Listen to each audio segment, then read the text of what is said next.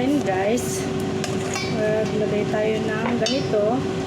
Gawa tayo ng sushi bake. Tapos meron tayong sesame, konti lang guys. Tapos nilagyan ko na siya ng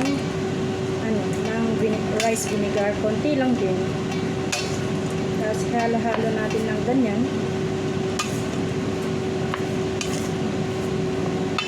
Ayan na siya guys. Kulang pa yung pan niya.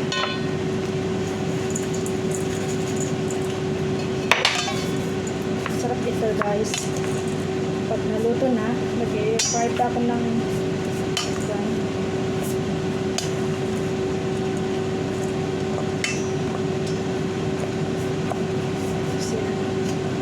meron na kaming crab meat. Mag-shredded na ako ng itong kwan.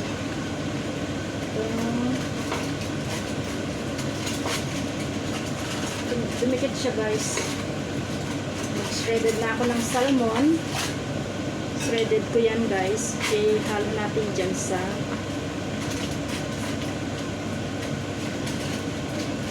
siya guys. Nadurog na.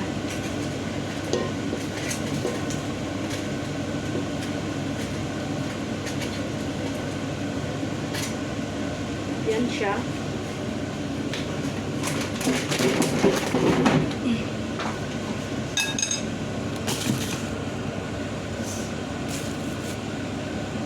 Ayan siya guys. Mag-shredded na tayo.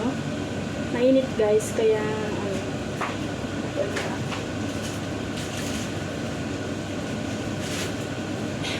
ganito tayo kasi mainit. Nagluluto na rin ako ng adobo. Sa baba ang tumakbooks.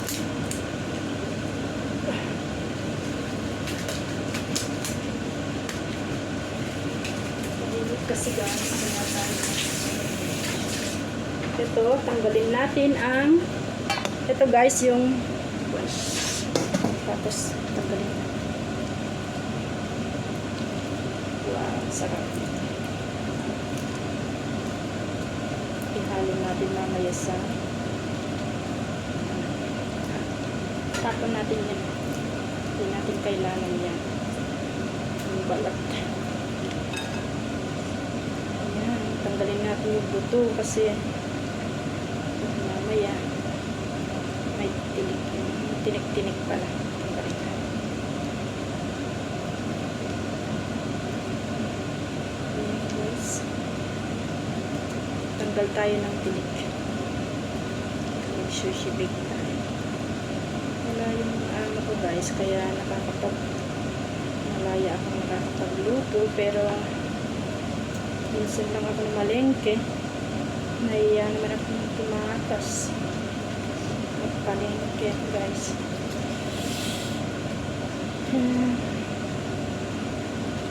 Stay at home lang guys. Magluto ka kung anong gusto mong iluto. Namalengke naman ako nung Sabado. Buti na lang at meron kaming dating ganito.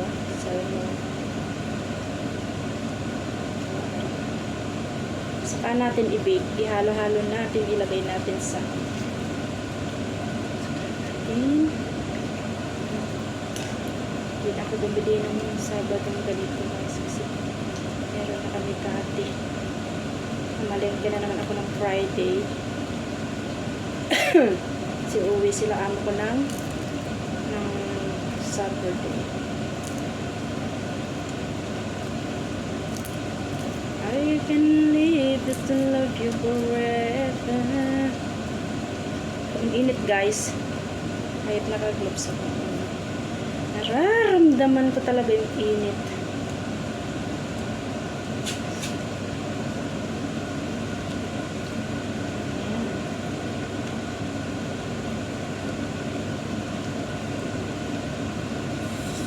Masarap ito.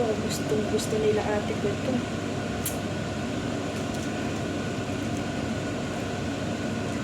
Kung makaluto ako ng Friday ng Saturday. Pagkain ko na lang pang lunch.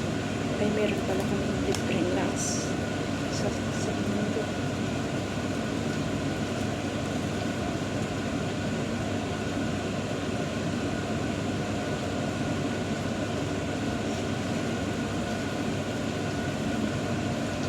Ayun guys, tapos na. Ilagay natin dito sa crab meat. Ihalo natin. Ganyan. Lagyan natin ng magbugas muna tayo guys para siya yung kaba natin.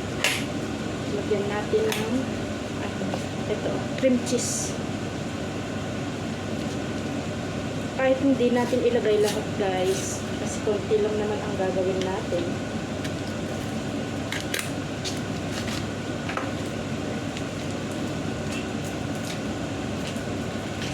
Yung adobo ko malapit na.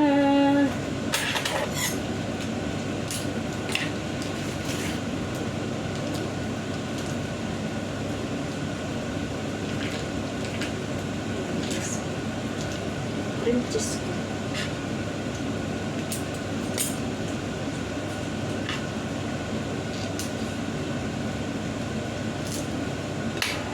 Si ano po, wala po silang iniwang pera sa akin, pero nasa akin ang visa. Sabi nila, pag punta ako mamili, mag-market, tawagan ko lang yung driver namin para mas kaya po market, kaya ako na bahala. Ganun lang. Hatiin natin para medyo masarap-sarap yun.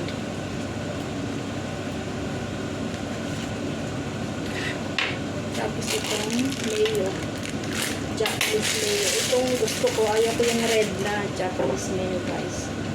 Kasi maasim-asim yun.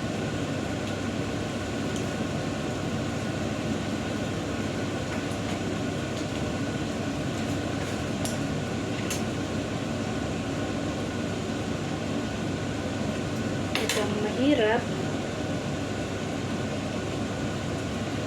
Ito guys. Ayan guys. Wala akong sriracha. Hindi ko na nilagyan ng medyo maanghang-anghang. Guys, kasi nga. Ayan guys. Halo-halo na natin. Masarap ito. Hindi ko nalagyan ng spring onion kasi nga bukas ko pa ihatid ito.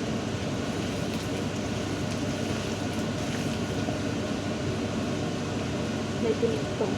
Buti na lang natin. Naramdaman pa. Kulang pa yung Japanese na yun.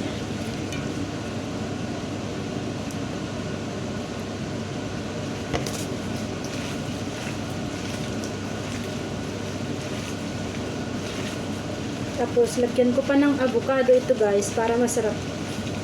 Pag na yung avocado sa pat niya na lang. Pag na-bake ko na.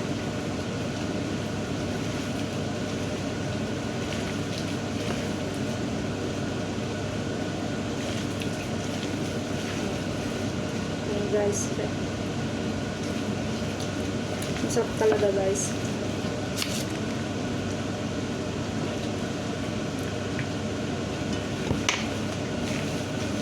Kahit ito lang ulam mo, okay na siya.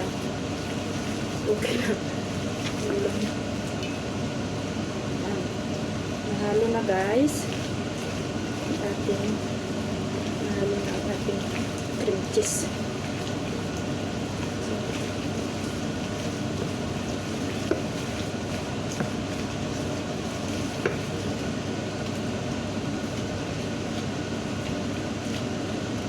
Tanggalin ko na muna guys. Ito kasi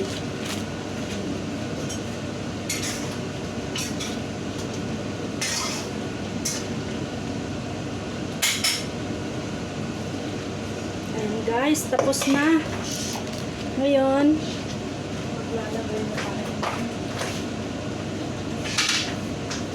lalagay na tayo dito.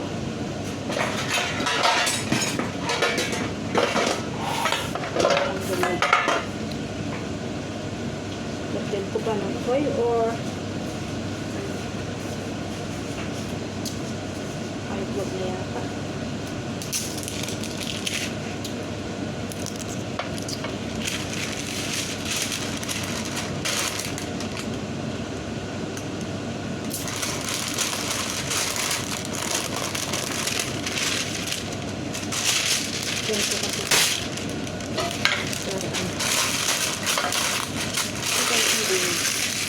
Hindi ko nalagyan pala guys. Oil na lang.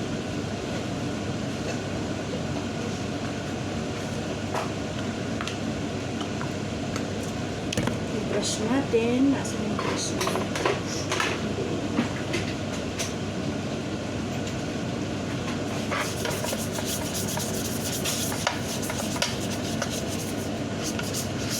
Alam niyo ba guys, nagbe-bake din ako dito. Yung simpleng bake lang guys. Kasi may oven na kami. Kasi noon, wala kaming oven. May oven sila maliit pero hindi ko ginagamit. Ngayon, may malaki na silang oven. Pwede nang pang-anuhan ng kutsinilyo.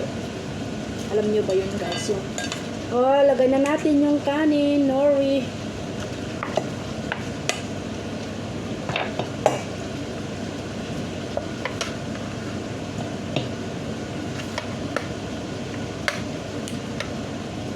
Bake tayo.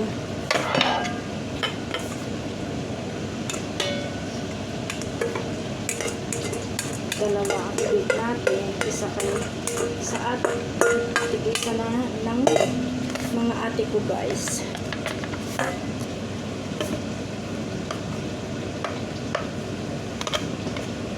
Isa nila.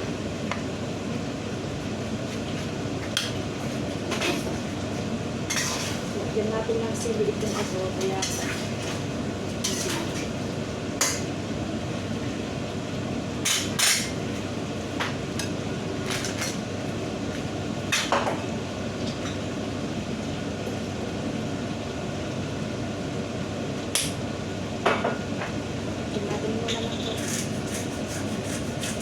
meron kasi akong niluluto guys. Sakto lang siguro yung kanin ko. Apat to eh. Niluto ko. Konti pala. Tapos nagluto ako ng kumain ako konti lang naman. Wala naman isang cup yung kumain ko. Pero parang ang liit. Wala naman. Ngayon guys, ilagay na natin ito.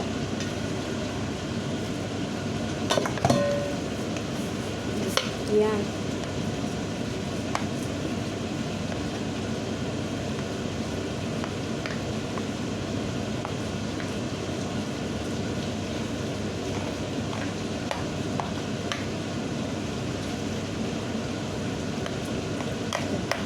I-bake natin ito guys ng 10 minutes in kahit 300, 350.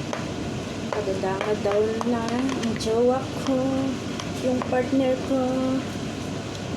Text siya guys. Sabi niya pauwi na daw sila galing ng Santiago kasi inarkilehan sila. Siya pa ang kita, diba guys? Isa naman nakaupo pa dyan. Magpadakil. O di. Magtrabaho ka kung ano yung trabaho na meron, diba? Huwag magmaselan sa trabaho at hindi ka mabubuhay dyan. Ayan guys.